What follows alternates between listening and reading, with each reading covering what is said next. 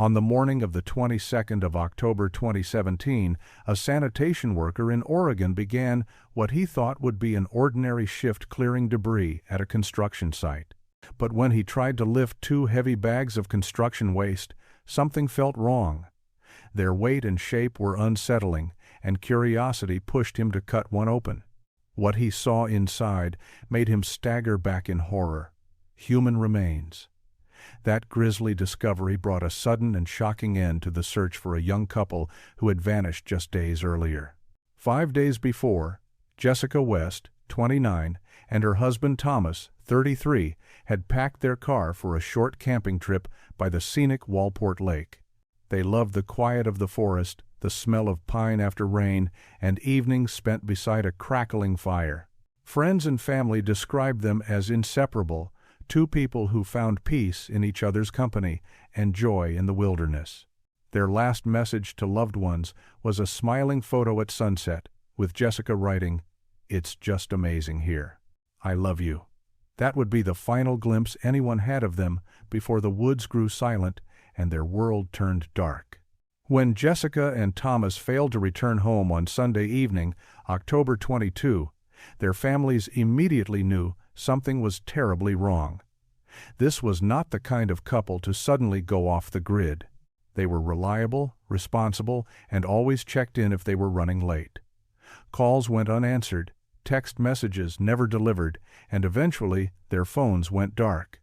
Jessica's sister was the first to call the Lincoln County Sheriff's Department, filing a missing persons report that quickly escalated into a full-scale search. At first, investigators considered the usual explanations. Perhaps the couple had misjudged time, lost track of daylight in the thick Oregon woods, or wandered beyond cell phone service.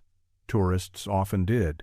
But as the hours turned into a full day with no contact, concern hardened into dread. Their last known signal had pinged in the Walport Lake area, and from there, silence. Deputies and volunteers assembled at the trailhead where Jessica and Thomas's car had been discovered, locked and undisturbed. Their belongings, maps, snacks, a few personal items were still inside, as though the couple had parked, set off toward the lake, and simply never returned. Search parties fanned out across the rugged forest, combing trails, calling their names, and scanning the underbrush for any sign of life. Helicopters circled overhead, and rescue dogs followed scent trails that abruptly faded into nothing. For a time, there was still hope. Maybe they had become disoriented. Maybe they had found shelter somewhere deeper in the woods. The thought of them huddled together, waiting to be found, kept volunteers pressing on. But as day after day passed with no discovery, each of the simplest explanations began to unravel. If they had fallen from a cliff or been swept into a river, there should have been evidence: a backpack, a torn jacket, footprints in the mud. If a cougar or bear had attacked, there would have been clear signs of violence: blood, scattered gear, shredded fabric. Experts scoured the area and found nothing. The forest was stubbornly silent, holding its secrets tight. Detectives began to ask more uncomfortable questions. Could Jessica and Thomas have chosen to disappear voluntarily? Financial records and interviews quickly ruled that out. They were stable, happy, with no debts, no marital problems, and no reason to abandon their lives. Every person close to them described a couple who was deeply in love, grounded in family, and excited for the future. The theory collapsed under its own weight. What remained was darker and harder to accept. If they had not been lost, if they had not been killed by animals or chosen to vanish, then someone else had intervened. Foul play, the very possibility no one wanted to name, suddenly loomed over the investigation. Yet even that theory seemed baffling. Who would target a couple like this, in such a remote area, with nothing of value but a tent, sleeping bags, and a few supplies? By the third day, hope was thinning. Volunteers trudged back from the forest with weary faces, their calls unanswered by anything but the wind through the trees. The West's families gathered in anguish, clinging to each update from law enforcement, each sliver of possibility that Jessica and Thomas might be alive. But the more the forest was searched, the less sense it all made. The couple had left almost no trace, as though the earth itself had swallowed them whole. The investigation had reached its first major wall. All the ordinary explanations had been stripped away, leaving only fear, suspicion, and the gnawing sense that the truth, whatever it was, would not be ordinary at all. The first glimmer of progress came when search teams discovered the couple's car parked neatly in a small gravel lot near one of the main trailheads. The vehicle was locked, its exterior undisturbed, and inside sat a handful of personal belongings, items so ordinary they only deepened the mystery. A folded road map, a half-empty bag of trail mix, receipts from a gas station stop days earlier. Nothing about the car suggested panic, violence, or abandonment. It looked exactly as it should have looked if Jessica and Thomas had parked, slung their packs over their shoulders, and walked toward the forest with plans to return. For investigators, it was both a clue and a curse. The car proved that the couple had indeed arrived at the lake as intended. But beyond that, it gave nothing. No footprints leading away from the lot. No dropped belongings, hinting at which direction they had gone. It was as if the woods had swallowed them the moment they stepped beyond the tree line. Searchers pressed forward, convinced the answers had to be out there. Volunteers moved through the forest in careful grids, marking areas with colored tape to avoid overlap. Their voices echoed as they called the couple's names, the sound carried off by the wind and smothered by the canopy of towering pines. Helicopters circled above, their blades chopping through the autumn air, while search dogs strained against leashes, noses pressed to the ground. Every tool was brought to bear, every hour stretched with determination, but the forest gave back nothing. At first, optimism lingered. Some believed the pair had gotten lost on a side trail, perhaps taken a wrong turn in pursuit of a better view of the lake. The woods around Walport were notoriously dense, and even experienced hikers could lose their bearings when the weather shifted or the light began to fade. Searchers hoped to find signs of a makeshift camp or even a hastily built fire, proof that Jessica and Thomas were alive and waiting. But as days passed without so much as a torn scrap of fabric or a boot print in the mud, that fragile optimism eroded. The possibility of a wild animal attack was examined and quickly set aside.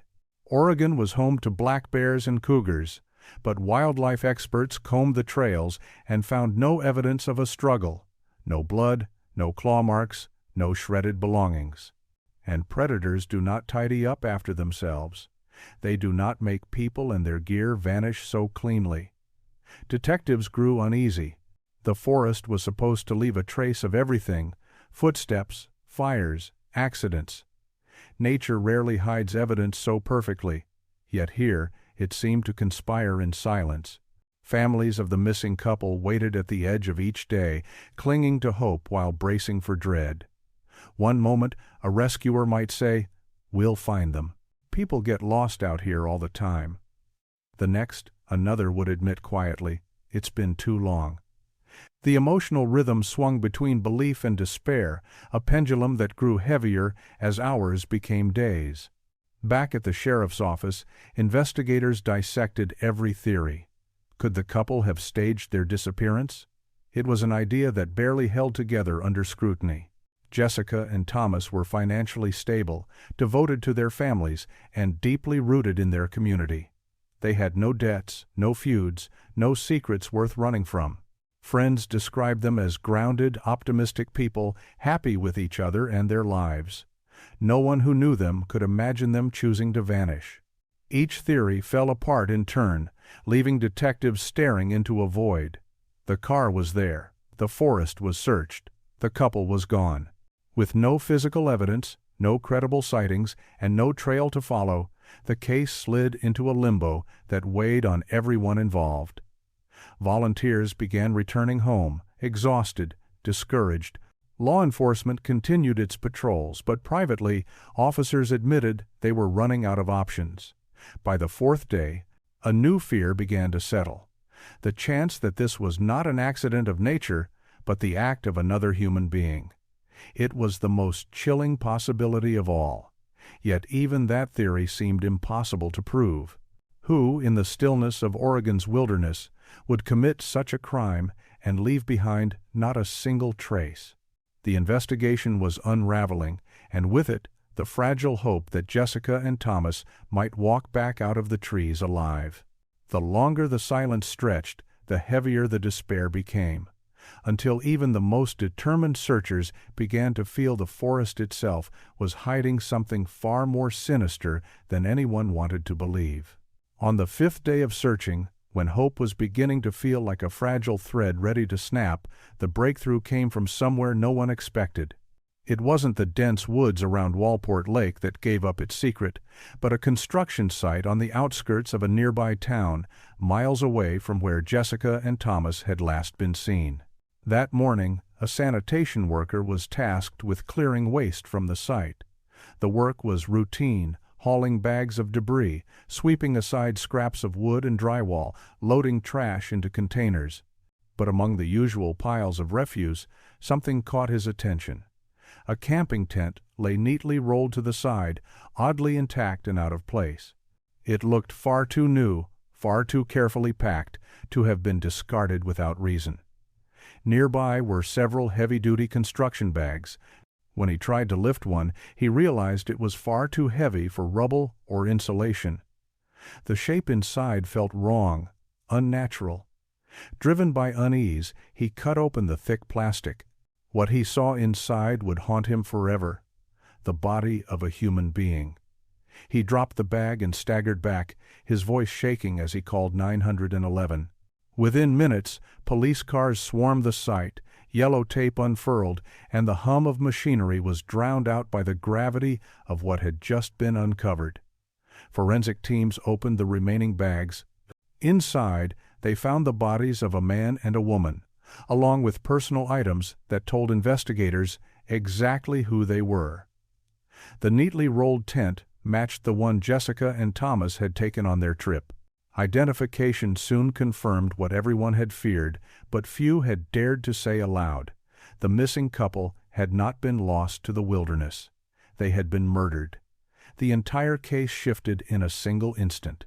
For nearly a week, the mystery had been framed as a disappearance, a pair of hikers swallowed by the unforgiving forest. Now, it was a homicide investigation. The evidence was chilling not just because of what it revealed, but because of what it suggested. Someone had deliberately taken their lives, transported their bodies, and chosen to dispose of them here, hidden among the ordinary chaos of a construction site. Detectives examined the details closely. The killer hadn't simply abandoned the victims in the woods, where discovery was inevitable. Instead, there had been a calculated effort to erase them. The tent, their belongings, and their very bodies had been packed into industrial bags and carried away, as if to wipe clean any trace of their presence at the lake. Whoever had done this wasn't acting in panic. They had taken time, thought through each step, and chosen a location where trucks and workers moved constantly, where the ordinary churn of activity would bury their crime beneath layers of debris. For the families, the discovery was both an ending and a beginning. The faint hope that Jessica and Thomas might still be alive was gone, replaced by grief so sharp it felt unbearable. But in the midst of that heartbreak came the first real path forward. The mystery of their disappearance had been transformed into a murder investigation, one with evidence, one with a direction. The construction site became ground zero. Detectives moved methodically, interviewing workers, supervisors, and anyone who might have seen something unusual in the days before. Trucks were logged, drivers questioned, and security cameras reviewed frame by frame. It was an overwhelming task, but no one doubted its importance. Somewhere in the noise of everyday labor, the actions of a killer had been hidden. The forest, once the prime suspect, was no longer the focus. Now attention shifted to the human hand behind this crime, someone who had stalked, killed, and then worked to erase every trace. It was a staggering revelation, and while the bags had given up the victims, they had yet to reveal the identity of the one who put them there. The case had crossed a threshold, from mystery to murder, from fear of accident to certainty of violence. And as investigators stood among the debris that morning, they understood something chilling. The person they were now hunting was not just capable of killing, but capable of planning, concealing, and almost getting away with it. In the days after the discovery at the construction site, investigators found themselves overwhelmed by questions. Who could have carried the bodies so far from the lake? Who had the time, the means, and the nerve to erase nearly every trace of Jessica and Thomas from the woods? Theories swirled, but solid leads were scarce. Detectives returned to the trailhead where the couple's car had been found, determined to re-interview anyone who had been in the area around the time of their disappearance. Most of the hikers, hunters, and dog walkers remembered nothing unusual. The forest had seemed quiet, even ordinary, that October afternoon. But then, one man, an elderly birdwatcher who often visited the trails with his binoculars, recalled a detail that suddenly felt important. On the day Jessica and Thomas vanished, he had noticed a Forest Service vehicle parked near the lot. That alone was not remarkable. Rangers often patrolled the area, but this truck had lingered longer than most. At one point, he had even seen its driver dressed in uniform, speaking with a couple who matched Jessica and Thomas's description. At the time, he had dismissed it as routine. Now, in light of what had happened, the memory chilled him. Detectives acted quickly on this fragile lead. They contacted the forestry department and requested a full list of employees who had been scheduled to patrol the sector on October 17. One name stood out: Stephen West, 42 years old, a forester with more than 15 years of service. On paper, he was the last person anyone would suspect.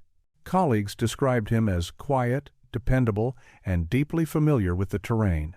He lived alone in a modest house on the edge of the national park, a solitary figure whose life seemed to revolve around the woods he was hired to protect. When investigators knocked on his door, Stephen greeted them calmly. He did not deny being on duty that day. In fact, he confirmed it almost casually. Yes, he had seen Jessica and Thomas near the trailhead. He even remembered warning them that part of the route ahead was temporarily closed due to maintenance. He claimed the exchange was brief and polite, nothing more. Then, according to him, he drove off to continue his patrol and never saw them again. On the surface, his story was perfectly reasonable. Rangers issued such warnings all the time. But to the detectives, something about his manner felt off. Stephen avoided eye contact, his hands trembled slightly as he spoke, and there was a nervous edge to his voice that was hard to dismiss. Nervousness in the face of police questioning wasn't proof of guilt, but it planted a seed of suspicion that was difficult to ignore. They left his house without making an arrest, but Stephen was no longer just another name on a patrol list. He became the focal point of their investigation. Quietly, they began to watch him, observing his routines, noting the way he came and went from his property. At the same time, prosecutors prepared the groundwork for a search warrant. The evidence was thin, little more than a witness statement and a gut feeling, but given the gravity of the crime and the lack of other leads, a judge agreed to authorize it. The picture of Stephen West as a dedicated ranger, a man who had spent nearly 2 decades guarding the forest, began to fracture under scrutiny. His reputation, once spotless, no longer seemed untouchable. The idea that someone tasked with protecting the wilderness might instead be connected to a brutal double homicide was almost unthinkable. And yet, the investigation was steering in that very direction. For the families of Jessica and Thomas, the possibility was agonizing. They had trusted the park, trusted its caretakers, and now they were being asked to imagine that one of those very caretakers might have turned predator. It was an inversion of trust so unsettling it seemed almost cinematic, a forest ranger, the symbol of safety in the wilderness, suddenly cast in the role of suspect. As detectives prepared to return to Stephen's property with a warrant in hand, the case entered a new phase. No longer were they chasing shadows in the woods or combing through theories that led nowhere. They had a name, a face, and a man whose calm exterior concealed the first cracks of unease. Whether those cracks pointed to guilt or merely the stress of scrutiny remained to be seen, but one thing was certain: the hunt for answers had found its first real target. The warrant to search Stephen West's property was executed at dawn. Detectives hoped the element of surprise would rattle him, perhaps lead to a slip, a misplaced word, or even a discovery that could finally tie him to Jessica and Thomas's deaths. His small house, nestled at the edge of the forest, looked ordinary, almost too ordinary. As officers filed in, Stephen sat quietly in his kitchen, hands folded on the table, watching in silence.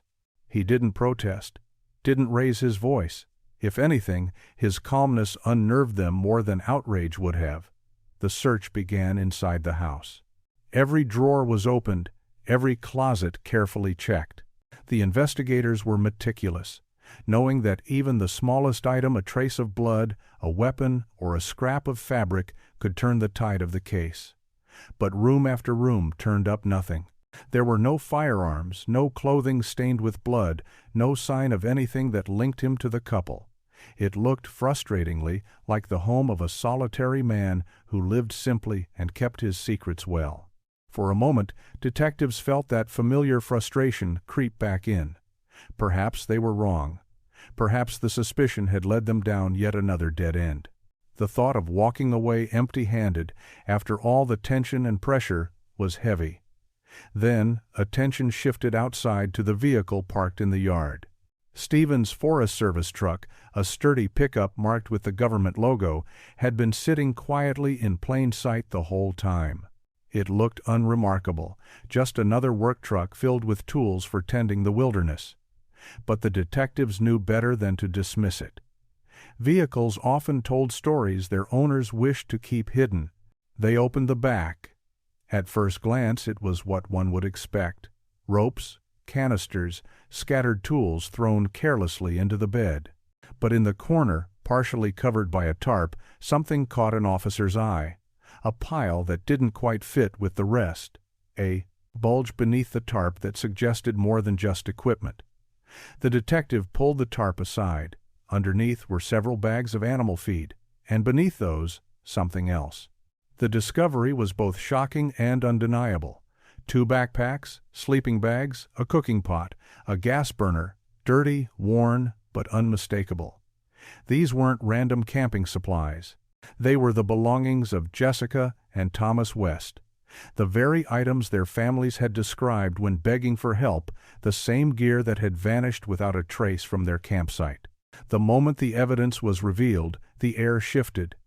In the silence of that yard, surrounded by the early morning mist, detectives understood that they had crossed a threshold. This was no longer speculation, no longer circumstantial. These were the couple's possessions, hidden in the ranger's vehicle, concealed under a tarp as though he had planned to dispose of them later. Inside the kitchen, Stephen's composure faltered for the first time. His face drained of color, his head bowed, and though no words escaped his lips, his body language said everything. For seasoned detectives, it was as good as a confession. The items were carefully logged, photographed, and removed. Each piece of camping gear was another nail in the coffin of Stephen's carefully maintained facade. The ranger, who had spent years cultivating a reputation for reliability and dedication to the forest, had just been unmasked as something far darker. The discovery was more than just evidence. It was a turning point. For weeks, the case had been plagued by silence, false leads, and frustration. Now, at last, there was something tangible, something undeniable, that connected a man to a crime too brutal to comprehend. As Stephen was led away in handcuffs, neighbors peered from their windows, stunned that the quiet man they had waved to for years could be capable of such violence. For Jessica and Thomas's grieving families, the news was both devastating and relieving. Devastating, because it confirmed that their loved ones had fallen victim to human cruelty, not an accident of nature. Relieving, because the faceless shadow that had haunted them finally had a name. The truck, parked so casually in Stephen's yard, had held the truth all along. Hidden beneath a tarp, beneath the surface of normalcy, lay the evidence that turned suspicion into certainty. What had once seemed like an unsolvable mystery was now unraveling piece by piece. And with this discovery, the story of Stephen West shifted irreversibly from respected ranger to prime suspect in a double murder that shocked the state of Oregon.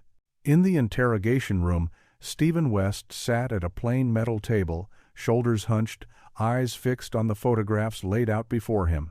The images were damning Jessica and Thomas's backpacks, their sleeping bags, their cooking gear, all pulled from the back of his Forest Service truck. The detectives didn't need to shout or slam their fists. They let the silence stretch, punctuated only by the soft hum of the overhead light. Each question came slowly, evenly, in the same calm tone. Why were there belongings in your vehicle, Stephen? What happened that night in the forest? At first he kept his lips sealed, clinging to the hope that silence might shield him. But hours passed. The stillness, the repetition of the same unrelenting questions wore him down. Finally, his posture sagged, and he lifted his head. His voice, when it broke the silence, was tired, stripped of resistance. What he revealed was not the story of a cold-blooded predator, but of a man whose fear and greed collided in a catastrophic moment. Stephen admitted that he had been running a secret operation for months. Using his ranger's badge as cover, he had been illegally cutting down valuable trees in restricted areas of the forest. The logs went quietly to a small, local sawmill, and the money, unreported, untraceable, went straight into his pocket. It wasn't glamorous, but it was lucrative enough to make him feel invincible. He knew the risks. If caught, he could lose his job, his pension, even face charges. But the forest was vast, and his knowledge of its trails and rhythms gave him a false sense of security. That illusion shattered on October 17. While collecting timber from one of his restricted zones, Stephen stumbled across a tent set up in the underbrush. Jessica and Thomas had wandered into the area by accident, drawn off the main trail by their search for solitude. To them, it was nothing more than a secluded campsite. To Stephen, it was a disaster. He described approaching them, trying to stay calm as he told them they were on restricted land and needed to pack up immediately. The couple apologized politely, even began gathering their belongings. But then Stephen noticed Jessica's phone raised in her hand, the lens pointing toward the stumps of freshly cut trees. In his panicked mind, it wasn't a harmless photo of the forest. It was evidence, proof that could end his scheme and expose him. He told detectives that his thoughts spiraled out of control. He imagined them leaving, turning the images over to the authorities, and his entire life unraveling. Thomas tried to reassure him, saying they meant no harm, that they were leaving. But Stephen didn't hear reason. He heard accusation. He heard the end of everything he had built. In that haze of fear, he reached for the service pistol he carried. What happened next was over in seconds. 2 shots echoed through the trees, silencing the couple forever. When the ringing in his ears faded, the reality of what he had done came crashing down.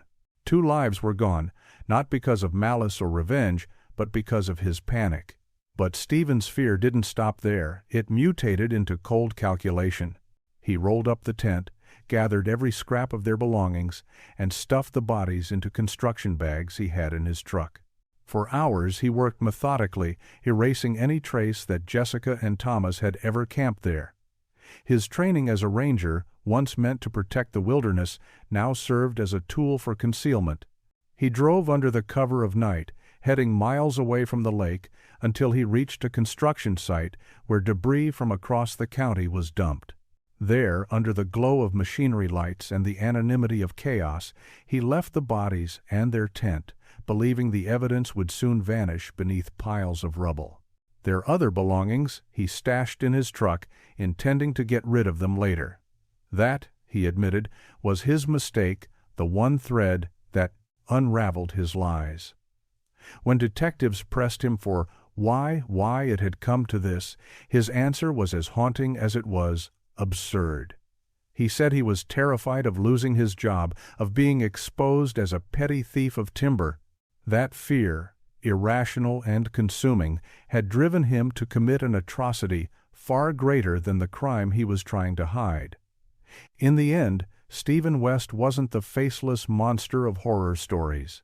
He was something perhaps even more unsettling, an ordinary man, eaten alive by fear, who made one terrible choice and then another until there was no way back. Justice eventually caught up with Stephen West.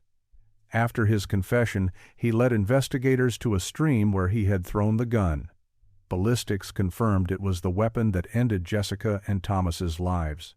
In court, he faced the full weight of the evidence, his truck loaded with their belongings, his own words admitting what fear and greed had driven him to do. The judge sentenced him to 45 years in prison, a punishment that meant the rest of his life would unfold behind bars. For the families of Jessica and Thomas, the sentence brought a measure of closure, but never peace. Their loved ones were gone, taken not by nature's dangers or a random accident, but by the paranoia of a man who valued his secret income more than 2 innocent lives. A trip meant to celebrate love, freedom, and the beauty of the Oregon wilderness ended in a way no one could have imagined. This case remains chilling because it is not the tale of a monster lurking in the woods, but of an ordinary man who let fear twist into violence. It is a reminder that the most terrifying dangers often come not from the wilderness itself, but from the choices of the people who walk among us. A single moment of panic destroyed 2 lives and shattered countless others, leaving a permanent scar on all who knew them. If you found this story compelling, consider subscribing to the channel for more true crime cases that reveal the dark intersections of fear, crime, and human weakness. Share your thoughts below. What struck you most about this tragedy? Was it the randomness of the encounter or the fragile line between fear and violence? Join the conversation in the comments and stay with us as we continue to explore stories where truth is stranger and more haunting than fiction.